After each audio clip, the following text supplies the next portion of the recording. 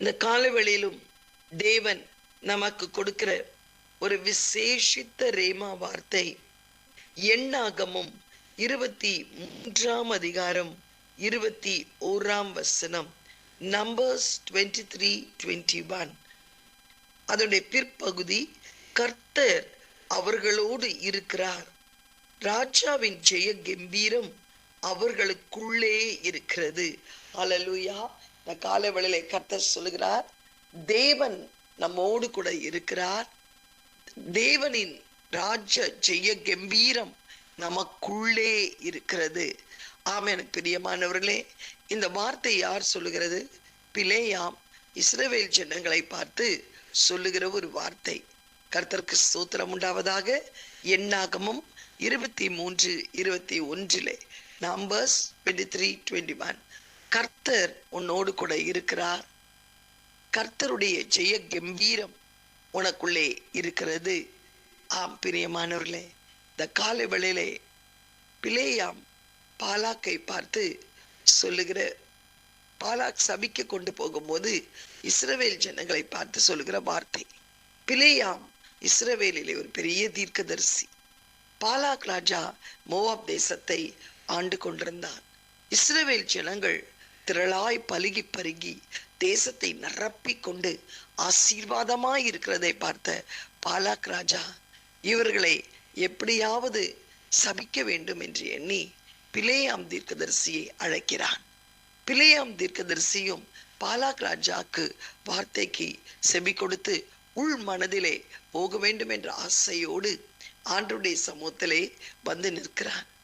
ஆனால் ஆண்டவர் பிலேயாமை பார்த்து நீ போகக்கூடாது என்று சொன்னார். ஆனால் பாலாக் ராஜா திரும்ப திரும்ப ஆட்களை அனுப்பி பொருட்களை கொடுத்து அவனை அழைத்த போது அவனுக்கு வேறு வழி தெரியாமல், கர்த்தருக்கு ஸ்தோத்திரம், அந்த ஆசை அவனுக்குள் இருந்தது நிமித்தம் திரும்ப போய் ஒரு விசை கர்த்தரிடத்துல கேட்கும் போது அவனுடைய உள்ளான மனிதனை புரிந்த ஆண்டவர் போய் என்று சொன்னார். அவன் வந்து பாலாக் ராஜா காண்பிக்கிற மலைகள் மேல் ஏறி நிற்கிறான். ஏறி நிற்கும் போது அந்த ஜனங்களை சபிக்கும்படி பாலாக் ராஜா சொல்லுகிறார். ஆனால் அவன் வாயிலே, ஆண்டவர் மனதிலே சபிக்க வேண்டும் என்று வாயிலே வார்த்தைகளை அவன் எடுக்கும்போது அந்த வார்த்தைகள் மாறாக கடந்து வருகிறது. இதோ ஆசீர்வதிக்க கட்டளை பெற்றேன், அவர் ஆசீர்வதிக்கிறார், அதை நான் திருப்பக்கூடாது என்று கர்த்தருக்கு ஸ்தோத்திரம் அவன் பாலாக் ராஜாட்ட சொல்லுகிறார். நான் ஆசீர்வதிக்க விரும்புகிறேன் என்று கர்த்தர் சொல்லுகிறார். அவர்கள் ஆசீர்வதிக்க பெற்றவர்கள், அவர்களை யாரும் திருப்பக்கூடாது. இயேசு அவர்களோடு கூட இருக்கிறார், கர்த்தர் அவர்களோடு கூட இருக்கிறார், ராஜாவின் ஜெய கம்பீரம் நம்மோடு இருக்கிறது. ஆனால் அவன் எங்கு போய் நின்னாலும் சொல்லுகிறான், அவர்கள் ஆசீர்வதிக்கப்பட்டவர்கள். இந்த காலவெளியிலே யாக்கோப்புக்கு விரோதமான மந்திரமும் இல்லை, இஸ்ரவேலுக்கு விரோதமான குறி சொல்லுதலும் இல்லை என்று சொல்லுகிறான். இன்னொரு இடத்துல போய் நிற்கும் போது அவன் சொல்ற, இஸ்ரவேலை ஆசீர்வதிப்பதே கர்த்தருக்கு பிரியம் என்று பிலேயாம் கண்டபோது அவன் முந்தி செய்து வந்தது போல் நிமித்தம் பார்க்க போகாமல் வனாந்திரத்துக்கு நேராக தன் முகத்தை திருப்பி தன் கண்மலைகளை ஏறெடுத்து இஸ்ரவேல் தன் கோத்திரங்களின்படியே பாளையம் இறங்கி இருக்கிறதை பார்த்தான். தேவ ஆவி அவன் மேல் வந்தது. அப்பொழுது அவன் தன் வாக்கியத்தை எடுத்து உரைத்து, பேரின் குமாரனாகிய பிலேயாம் சொல்லுகிறது, காண்கிறது, உரைக்கிறது என்னவென்றால், தேவனால் அருளும் வார்த்தைகளை கேட்டு சர்வ வல்லவரின் தரிசனத்தை கண்டு தாழ விழும்போது கண் திறக்கப்பட்டவன் விழும்புகிறது, யாக்கோப்பே உன் கூடாரங்களும் இஸ்ரவேலே உன் வாசஸ்தலங்களும் எவ்வளவு அழகானவைகள் என்று சொல்லுகிறான். கர்த்தருக்கு ஸ்தோத்திரம். பாலாக் ராஜா இதை கேட்ட போது அவன் சொல்லுகிறான், நீ ஆசீர்வதிக்கவும் வேண்டாம், நீ சபிக்கவும் வேண்டாம் என்று. ஆம், எனக்கு பிரியமானவர்களே, அவன் ஆண்டவர் எப்படி ஆசீர்வதிக்கிறார்? கர்த்தர் நம்மோடு கூட இருக்கிறார் என்று ஆசீர்வதிக்கிறார். பாலாக் ராஜா நம்மை அழிக்க வேண்டும், நம்முடைய சுதந்திரத்தை பறிக்க வேண்டும், நம்முடைய செல்வாக்கை எடுக்க வேண்டும், நமக்குரிய ஆசீர்வாதங்களை சாபமாய் மாற்ற வேண்டும் என்று சொல்லி எத்தனை காரியங்கள் அவன் சிந்தித்தாலும் பாலாக் ராஜாவுடைய கிரியைகள் எப்பொழுதும் கடந்து வராது. உன்மேல் கர்த்தருடைய கரம் உன் சிரசின் மேல் இருக்கிறது.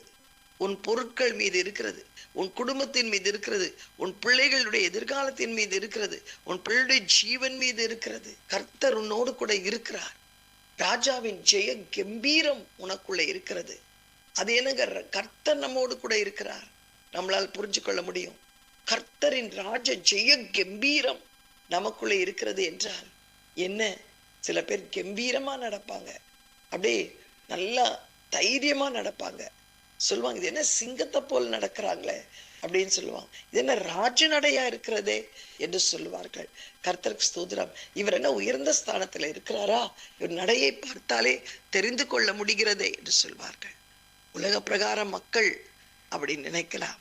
ஆனால் உன்னோடு கூட அந்த ராஜ கம்பீரம், ராஜா உனக்குள் இருக்கும்போது சில ஆவிக்குரிய பிள்ளைகளை பார்த்தால் சாப்பாடே இருக்காது, கஷ்டங்கள் இருக்கும், பொருட்களே இருக்காது, சோதனை மேல் சோதனை இருக்கும். ஆனாலும் அந்த ஜெய கம்பீரம் அவர்களை விட்டு விலகாது. தைரியமாயிருப்பார்கள். விசுவாச பிள்ளைகளுக்கு மட்டும்தான் அது வரும்.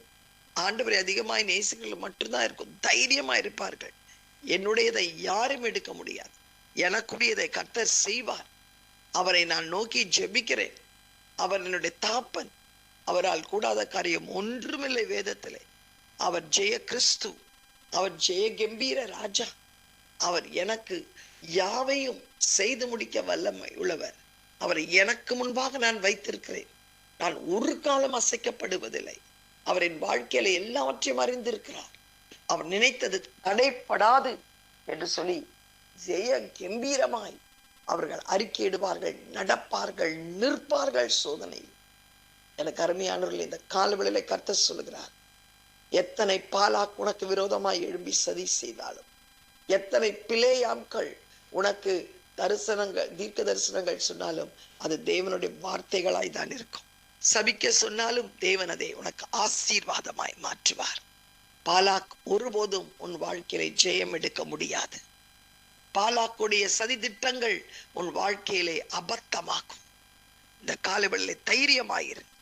எத்தனை பாலாக் உனக்கு விரோதமாய் எழும்பலாம். கர்த்தருக்கு ஸ்தோத்திரம். கூலி கொடுக்கலாம். உன்னை சபிக்கிறதற்காக தேசத்தில் உள்ள மக்களை கொண்டு வரலாம்.